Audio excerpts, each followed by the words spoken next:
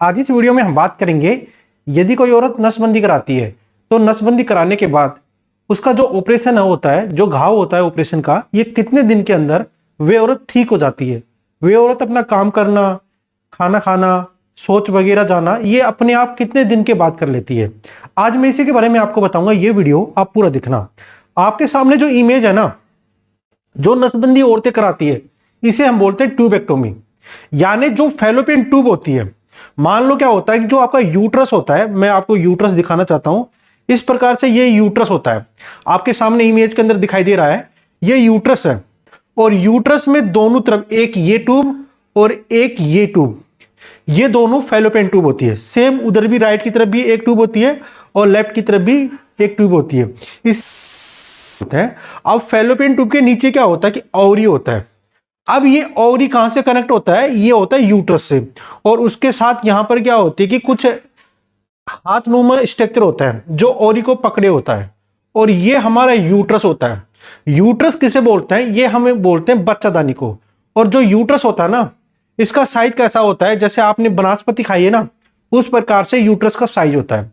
तो यूट्रस के अंदर जो दीवारें होती हैं, जैसे ये दीवारें हैं, एक ये लेयर है, अंदर भी लेयर है, और अंदर की तरफ है ना जो यूट्रस, जो अंदर की तरफ यूट्रस होता है ना, एकदम खाली होता है। मैं आपको दिखाना चाहता हूं।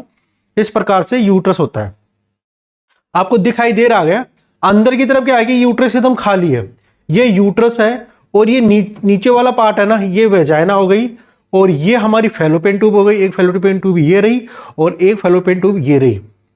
और यूट्रस होता है ना जो इसके ऊपर, ये मसल्स होती है, ये मसल्स होती है, और अंदर की तरफ खोखला।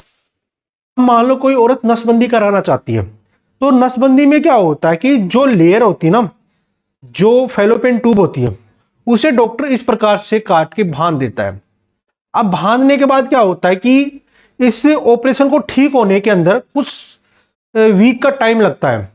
यानी ये सर्जरी एक तो नॉर्मल सर्जरी होती है, और ये सर्जरी कब करानी चाहिए?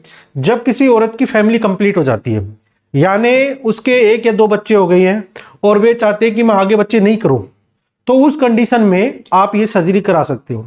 तो आपका सवाल होगा कि यदि आपने ट्यूबेक्टोमी कराई, यानी नसबंदी करा ली, तो नसबंदी कराने के बाद आप अपना खाना कब खाना स्टार्ट कर देती हो? चलना फिरना, कपड़े धोना, शौच वगैरह जाना, दौड़ना, ये कब स्टार्ट कर देते हो? जैसे आपकी सर्जरी सुबह होती है, आपकी ट्यूबेक्टोमी सुबह होना स्टार्ट हो जाती है, यानी आपकी 9 बजे सर्जरी हुई, और ये 15-20 मिनट का ऑपरेशन होता है। इसमें क्या होता है? एब्डोमिनल कैविटी होती है, आपका जो पेट वाला पार्ट होता है, आपको यूट्रस यहाँ पर दिखाई दे रहा होगा। अंदर से कुछ लेप्रोस्कोपी डाली जाती है, और 1 सेंटीमीटर का घाव किया जाता है, छोटा सा 1 सेंटीमीटर का कट किया जाता है आपके एब्डोमिनल पर, और वहां से आपके यूट्रस तक, जो आपकी फैलोपियन ट्यूब होती है, वहां तक ये दूरबीन जाती है।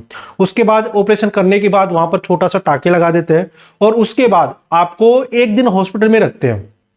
1 दिन हॉस्पिटल में रखने के बाद क्या होता है कि आपको एंटीबायोटिक देते हैं, क्योंकि घाव होता है ना, वहां पर इन्फेक्शन होने का भी खतरा होता है।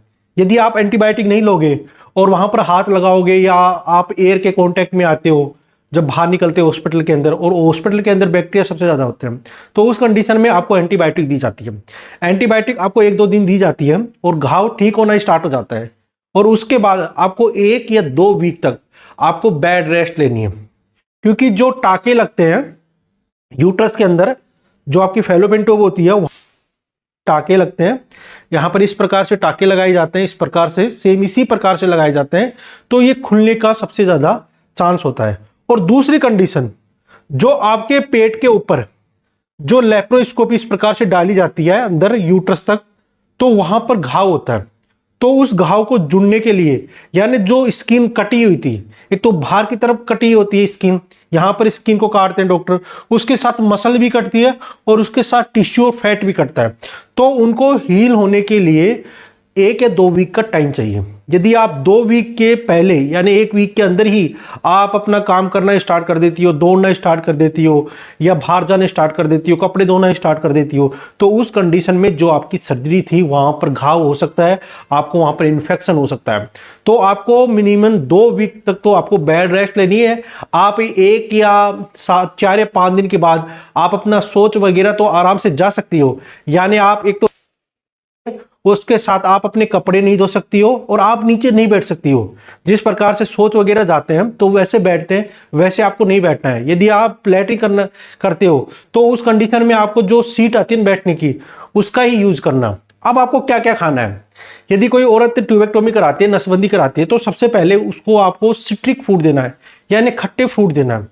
जैसे मौसमी का जूस हो गया, पाइनएप्पल हो गया, ऐसे, और ऑरेंज हो गई, ऐसे फ्रूट देना है। क्योंकि जो विटामिन सी होता है ना, ये स्किन के लिए सबसे ज्यादा इंपॉर्टेंट होता है, ये घाव को भरने के लिए सबसे ज्यादा इंपॉर्टेंट होता है। तो इस वजह से आपको हर रोज आपको विटामिन सी के कैप्सूल लेने हैं। यदि इसकी टैबलेट आती है, इसे भी लेना है। यदि ये आप नहीं ले सकते, टैबलेट नहीं ले सकते, तो आप जूस भी पी सकते हो। और जूस पीने सबसे अच्छा तरीका है कि जब आप खाना खा लेते हो, खाना खाने के 15-20 मिनट के बाद आपको ये जूस पीना है। क्योंकि खाने के अंदर जो न्यूट्रिशन, जो आयरन थे, ये जाते हैं, और उसके बाद में आप जूस पीते हो तो क्या विटामिन सी होता है ना, ये आयरन को अपनी तरफ खींचता है, और बॉडी के अंदर जो आयरन की कमी होती है वे भी दूर होती है। और विटामिन सी होता है ना, ये वाटर सोल्यूबल होता है। जितना आपकी बॉडी को विटामिन सी चाहिए, आपकी बॉडी ले लेती है और बाद में मल मूत्र के द्वारा उस विटामिन सी को बाहर निकाल देती है। तो विटामिन सी सबसे ज्यादा होता है हमारी बॉडी के लिए इंपॉर्टेंट। और आपको 1 या 2 वीक तक आपको बेड रेस्ट लेना है इस ऑपरेशन कराने के बाद। यदि ये वीडियो आपको अच्छा लगा, वीडियो को लाइक कर देना, मेरे चैनल को सब्सक्राइब कर देना। वीडियो देखने के लिए थैंक यू सो मच।